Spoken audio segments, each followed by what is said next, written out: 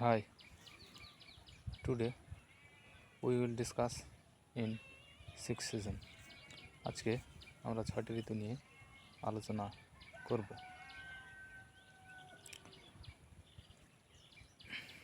We all know that আমরা সকলেই জানি যে there are 6 season in Bangladesh. বাংলাদেশে 6টি ঋতু। We all know in Bengali আমরা সকলে বেঙ্গলি জানি।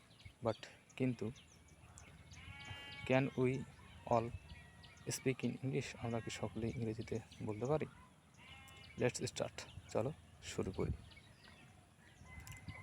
ফার্স্টলি সামার গ্রীষ্মকাল, রেনি সিজন বর্ষাকাল, অ্যাটম শরৎকাল, লেট অ্যাটম হেমন্তকাল,